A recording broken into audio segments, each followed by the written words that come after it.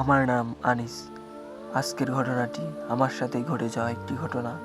আমার গ্রামের নাম কালীতলী। আমার গ্রামের এক পাশে দাঁড়িয়ে আছে এক রহস্যময় ও ভৌতিক বটগাছ। গাছটি কত বছরের তা গ্রামবাসী কেউ বলতে পারে না। যাকে এই গাছ সম্পর্কে জিজ্ঞেস করি তারা শুধু একটা কথাই বলে, এটি কোনো সাধারণ গাছ নয়, এটি জলজান্ত এক শয়তান।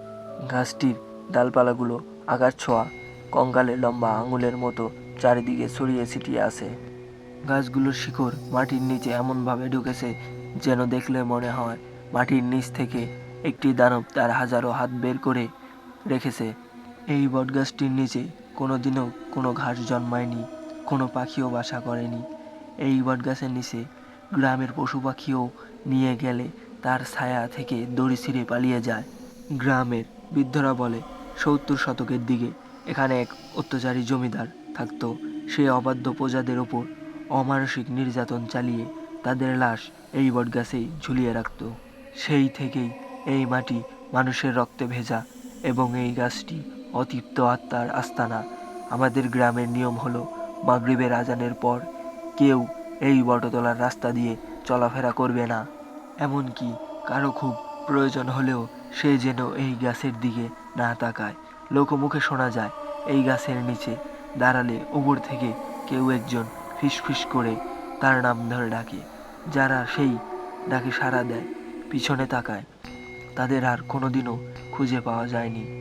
আমি অবশ্য কোনোদিনও এই কথাগুলো বিশ্বাস করিনি। 2025-এ এসেও গ্রামবাসী এই বটের রাস্তাকে এখনও নিষিদ্ধ বলে মেনে চলে। আমি আনিস। ঘটনাটি আমাকে নিয়েই শুরু। আমি ঢাকা বিশ্ববিদ্যালয়ের পদার্থবিজ্ঞানের ছাত্র। আমি এসব ভূত পেতে বিন্দুমাত্রই বিশ্বাস করি না। দীর্ঘ 3 বছর পর আমি গ্রামে ফিরেছি। আমি গ্রামবাসীর মুখে এই কাহিনীগুলো শুনে শুধু হাসতাম আর আমার বন্ধুদের বলতাম এগুলো মানুষের শুধু মনের ভয়। গাছ মানুষকে অক্সিজেন দেয়, মানুষকে বাঁচিয়ে রাখে। গাছ কারো প্রাণ নিতে পারে না। এই বিশ্বাসটি আমার জীবনে এত বড় ভুল তা আমি বলে বোঝাতে পারবো না। আমার গ্রামের মতলব চাচা আমাকে বারবার সাবধান করেছিল, বাবা আনিস, বইয়ের পাতায় যা নেই এই প্রকৃতির গহীনে কোণে তা অনেক জায়গাতেই আছে।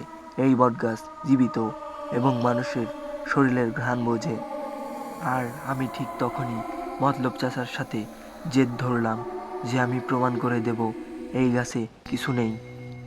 আমি কথা বলার এক পর্যায়ে মতলব চাচারকে চ্যালেঞ্জ করলাম আমি অমাবস্যার রাতে একা একা সেই বটগাছের নিচে যাব আর রাত 12টা থেকে রাত 2টা পর্যন্ত একা একাই বসে থাকব।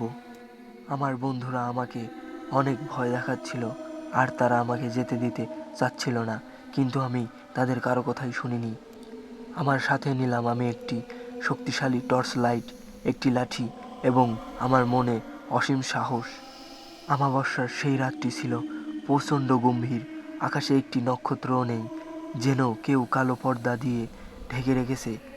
আমি যখন বটগাছের সামনে গেলাম তখন অনুভব করলাম চারপাশটা অস্বাভাবিক নিস্তব্ধ। গ্রামে যে ঝিঝি পোকার ডাক শোনা যায় তার সেদিন সেই রাতেও ছিল না। যেন মনে হচ্ছে সব কিছু কেমন যেন থেমে গেছে। বাতাসের তাপমাত্রা হঠাৎ কয়েক ডিগ্রি যেন কমে গেল। আমি টর্চ জ্বালিয়ে গাছের গোড়ে গিয়ে বসলাম, কিন্তু আমি বসার কিছুক্ষণ পরেই অনুভব করলাম আমার ঘাড়ের পেছনে কেউ একজন গরম নিঃশ্বাস ফেলছে। আমি ভাবলাম হয়তো বাতাস, কিন্তু গাছের কোনো পাতা নড়ছিল না। আমি ঠিক তখনও বুঝতে পারিনি আমার সাথে কি হতে যাচ্ছে। রাত তখন প্রায় 12:30। আমি লক্ষ্য করলাম আমার টর্চের আলো ধীরে ধীরে কমে যাচ্ছে, কিন্তু আমার ব্যাটারি ছিল নতুন, এত তাড়াতাড়ি চার্জ ফুরানোর কথা ছিল না। তখনই দেখলাম বটগাছের শেকড়গুলো কোনো বাতাসের সাহায্য ছাড়াই ধীরে ধীরে দুলছে। হঠাৎ ওপর থেকে এক ফোঁটা ঘন আঠালো তরল কিছু একটা এসে আমার কপালে পড়ল। আমি ভেবেছিলাম এটা পানি, কিন্তু আমি খেয়াল করে দেখলাম এটা পানি নয়, এটা লাল এক ফোঁটা রক্ত।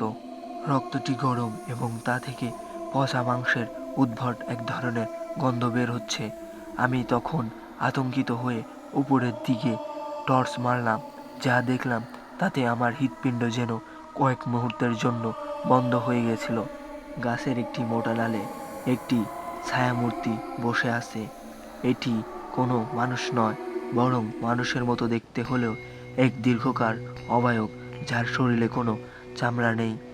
কাঁচা মাংসের ওপর দিয়ে শিরা উপশিরাগুলো স্পষ্টভাবে দেখা যাচ্ছে। ওটা কী ছিল তা আমি বলতে পারবো না, কিন্তু তার চোখগুলো আগুনের মতো জ্বলছিল। হঠাৎ সেই জিনিসটি খিলখিল করে হেসে উঠল। আমি তখন চিৎকার করার শক্তি হারিয়ে ফেলেছি। আমি দেখলাম বটগাছের শিকড়গুলো সাপের মতো জীবন্ত হয়ে আমার দিকে এগিয়ে আসছে। তখন আমার মনে হচ্ছিল একটি শেকড় আমার পা যেন পেঁচিয়ে ধরে মাটির নিচের দিকে টানছে। ঠিক তখনই আমি দৌড়ে পালালাম, কিন্তু আমার কানে তখনও সেই হাসির শব্দ শুনতে পাচ্ছিলাম। পরের দিন সকালে আমাকে আমার ঘরের দরজার সামনে অচেতন অবস্থায় সবাই খুঁজে পায়। আমার সারা শরীরে নখের আঁচড় এবং পিঠে এমন একটি চিহ্ন যা হুবহু দেখতে বটগাছের পাতার মতো। আমাকে বাড়িতে আনা হলো। বাড়িতে আনার পর আমি 3 দিন পুরা অচেতন অবস্থায় ছিলাম। তখন যদি আমি কারো দিকে তাকাতাম, তাহলে আমার চোখগুলো কেমন জানি গর্তের মধ্যে ঢুকে যেত। মাঝরাতে আমি অদ্ভুত স্বরে বিড়বিড় করতাম, ও আসছে, ও তার হারানো চামড়া ফেরত চায়, ও আমাকে নিয়ে যেতে চায়। আমার এই অবস্থা দেখে আমার পরিবারের সবাই অনেক চিন্তিত হয়ে পড়ে। তখন আমাদের গ্রামের ওঝা রহমত চাচাকে ডাকা হয়। রহমত চাচা এসে আমার ঘরের মধ্যে চলে যায়। তারপর সে হঠাৎ আতঙ্ক হয়ে বেরিয়ে এলেন। তিনি বলেন, আনিস ফিরে আসেনি, ও কেবল ওর শরীর নিয়ে এসেছে, ওর আত্মা ওই বটগাছে ঝুলে আছে। এই কথাগুলো বলে মতলব চাচা আমার বাড়ি থেকে চলে যায়। চতুর্থ দিন রাতে এক ভয়ঙ্কর ঘটনা ঘটে। আমি আমার হাতের চামড়াগুলো ছিঁড়ে ছিঁড়ে ফেলে দিচ্ছিলাম, কিন্তু আমার ব্যথা লাগছিল না। আমি অদ্ভুত ভঙ্গিতে হাসতেছিলাম। এইটা দেখে আমার বাবা অতি তাড়াতাড়ি রহমত ওঝাকে আবারও আমাদের বাড়িতে ডেকে আনে। জানালা দিয়ে এই ঘটনাগুলো রহমত ওঝা দেখার পরে মরন্ত পড়ে আমার ঘরটি খোলার চেষ্টা করলো, কিন্তু অদৃশ্য কোনো শক্তি তাকে ছিটকে বারান্দায় ফেলে দিল। তখন রহমত ওঝা বুঝতে পারল তার একার পক্ষে এই দরজাটি খোলা সম্ভব না, তাই তার সাথের আরেকটি ওঝাকে সে ডেকে আনলো। রহমত ওঝা এবং তার সাতকির ওঝা তাদের সম্পূর্ণ শক্তি দিয়ে আমার দরজাটি খোলার চেষ্টা করলো। অবশেষে তারা আমার রুমের দরজাটি খুলতে পারলো। আমার রুমের দরজা খোলার সাথে সাথেই আমি হঠাৎ রহমত ওঝার গলাটি চাপ দিয়ে ধরে ফেললাম। তখন রহমত ওঝা তার পকেট থেকে একটা তাবিজ বের করে আমার মাথায় ধরার সাথে সাথে আমি আবারও অচেতন হয়ে পড়ে গেলাম, এবং মন্ত্র পড়া পানি এবং অনেক ঝাড়ফুঁক করার পরে আমার ধীরে ধীরে জ্ঞান ফিরে এলো। তারপর রহমত ওঝা আমার বাবাকে একটি পাটা কিনে এনে দিতে বলল। রহমত ওঝার কথা মতো সেই রাতেই একটি পাটা কিনে আনা হলো। তারপর আমাকে নিয়ে সেই রহমত ওঝা আবারও সেই বটগাছের কাছে চলে গেলেন। বটগাছের কাছে গিয়ে রহমত ওঝা সেই পাটাটিকে বটগাছের শিকড়ের সাথে বেঁধে দিল এবং আমার পরনে যে কাপড় চোপড় ছিল তা সব কিছু খুলে ফেলতে বলল। রহমত ওঝার কথা মতো আমি সব কিছু খুলে আমি বাড়ির দিকে চলে আসলাম।